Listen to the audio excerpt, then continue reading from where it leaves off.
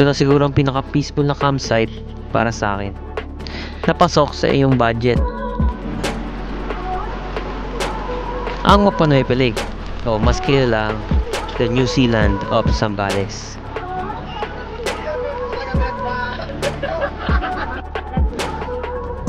Alam kong gusto mo rin pumunta dito, pero ang tanong, kaya ba ng motor mo ang daan papunta dito?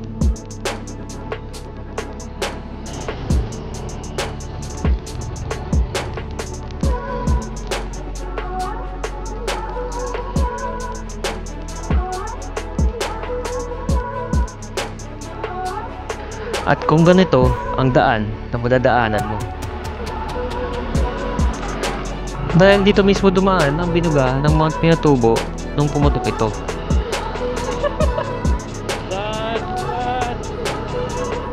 Alam namin mahirap dahil di naman ginawa ang scooter para sa ganitong kalsada.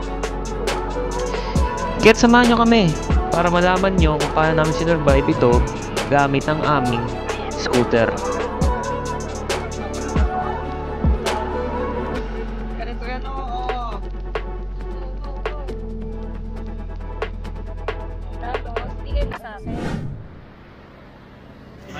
6 AM na kami naka-ride out dito sa monumento. At puro arko na lang ipapakita ko sa inyo para mabilis ang kwento.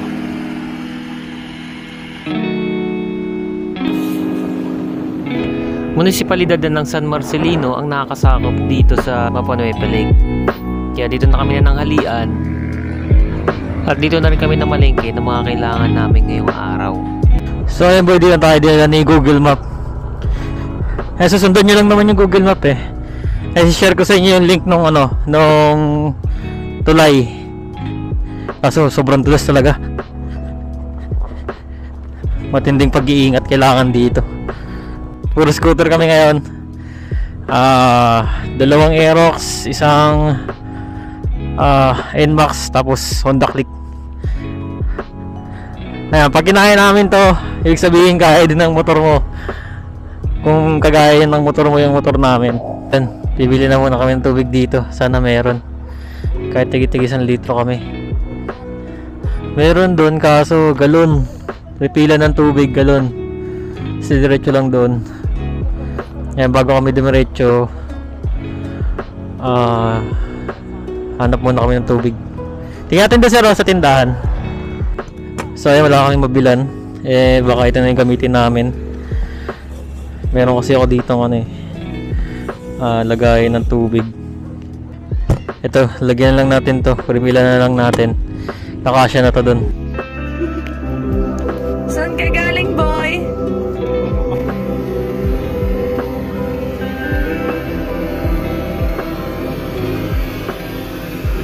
Baka hindi naman natin sira mabus yan. At least maganda may tubig. Mainit eh. Dito.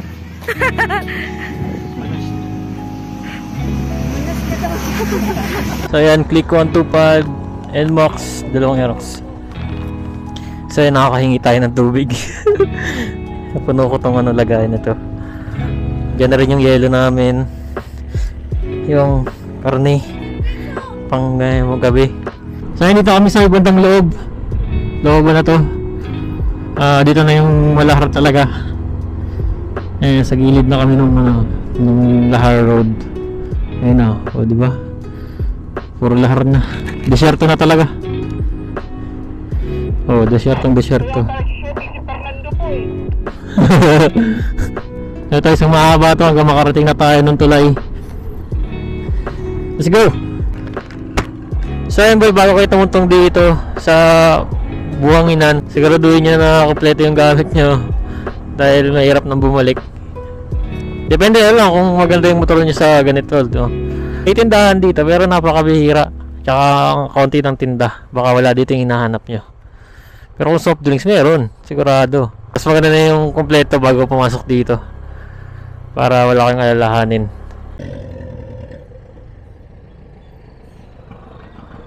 Boss! Kaya dito mo pa Mapa Nueva Lake? New Zealand, boss. Oo. Dito po? Mas madali, saan mas madali? Dito? Dito yung pulang tulay.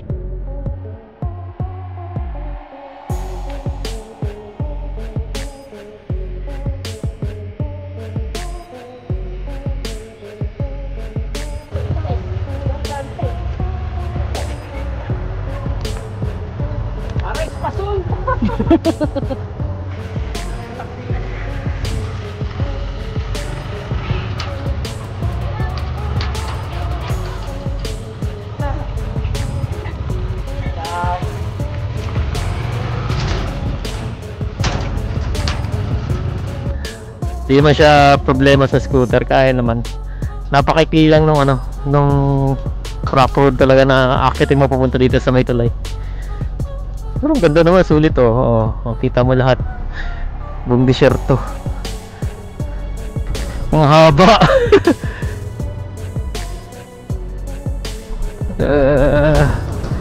Dito may signal pa dito.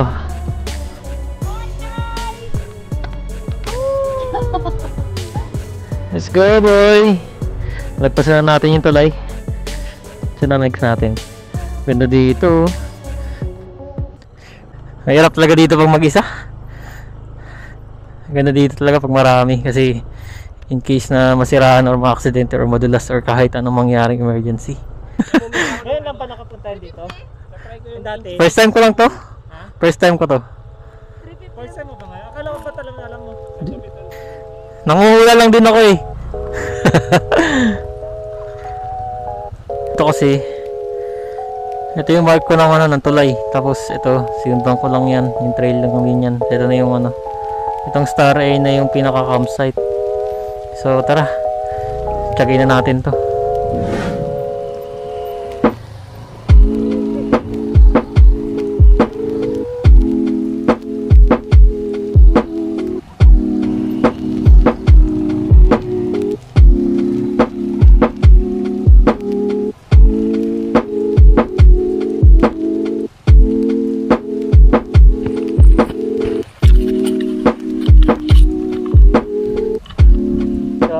Dito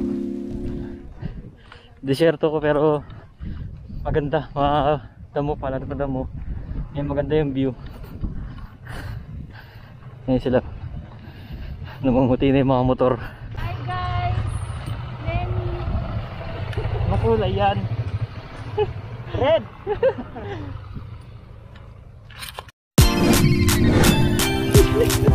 Dura naman, dura. So yun boy, pahinga lang muna saglit dito. Kanya-kanyang picture ng kanya-kanyang mga motor. Kanya-kanyang mga picture sa kalagitnaan ng disyerto. Yan, medyo malayo-layo pa kami sa sa pinaka-campsite. Pero malapit na rin. Mabagal lang kasi sobrang ingat eh. Sabay-sabay daw yun. Ayaw madulas sa motor. Yes, mampati na yung mga motor namin eh.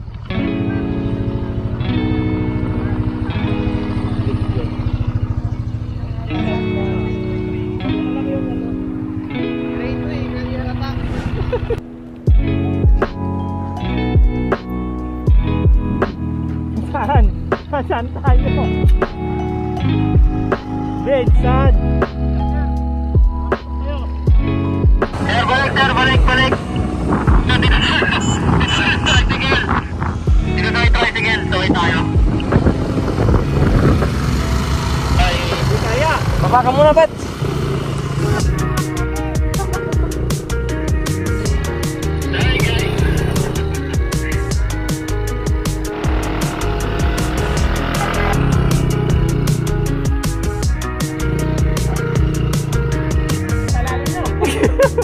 Hindi na kailangan stand eh.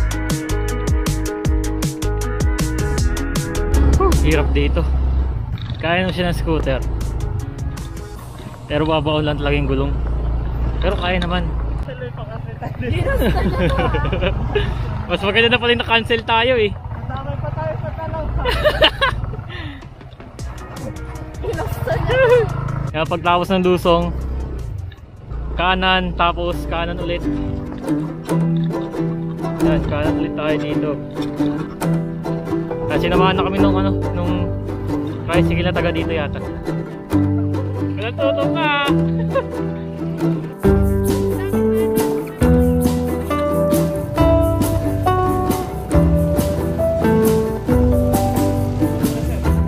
lalim!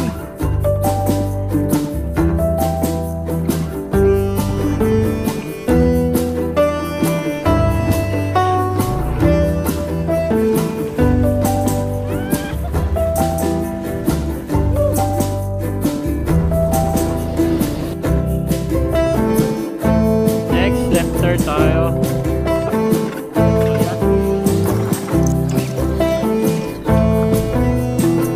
Right. Guys! Guys, ito po yun. Grabe, ang ganda boy. Winner.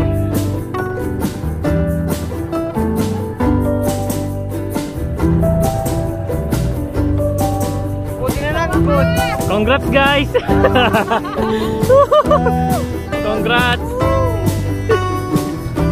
Ganda dito. Sulit yung pagod, sulit yung dumi. Kaso pwede kayo maligo dito.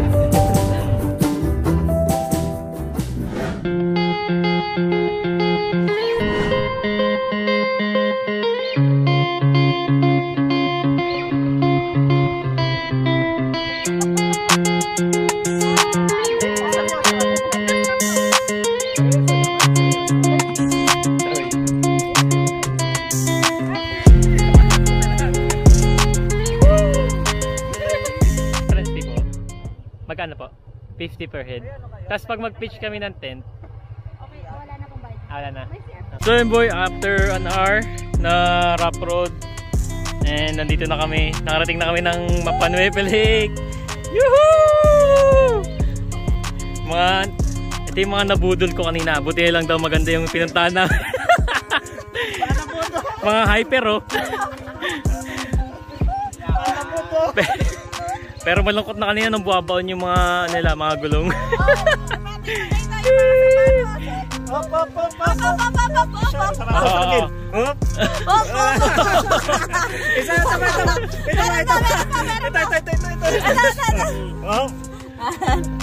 Kanya-kanya oh. Magic! Oh! Ay, wala na!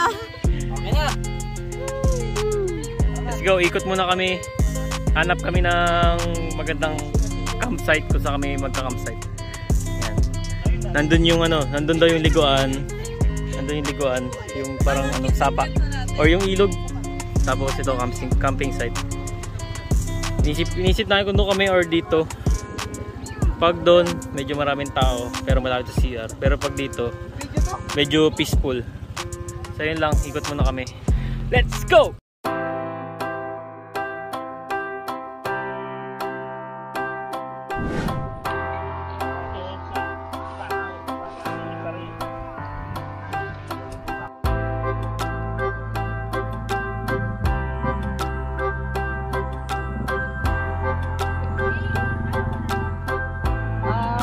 Kurang muna guys, tapos tayo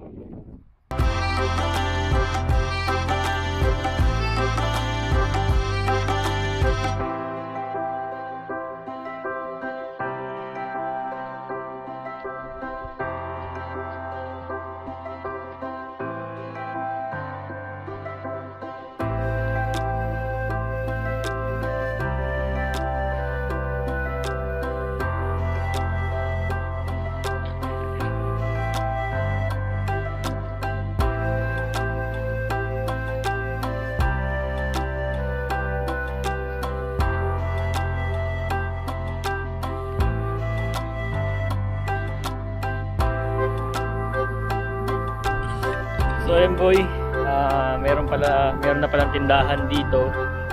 Nandoon, may tindahan doon. Tapos meron ding CR, may tubig. Magbabayad lang kayo. Depende sa ginawa nyo. Bahala na kayo. Tapos ayun, may tubig sila dito. Galing sa poso. Galing sa poso yung tubig. Tapos tindahan meron. Tubig inumin. Check natin mamaya kung may tubig na inumin, no? Ganda dito. Napaka-relaxing na lugar. So, merong entrance fee, mag-check-in kayo. Na ang 50 pesos lang. Libre na yung pitch ng tent. Pwede magrenta ng tent, pwede magrenta ng duyan, pwede magrenta ng ilaw, 200 din sa kamak. So yun. Bukas kami tawag dito, magbabangka. Ikutin namin yun.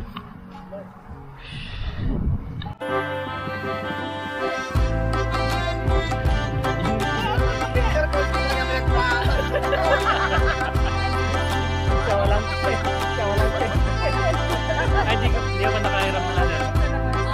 So yan.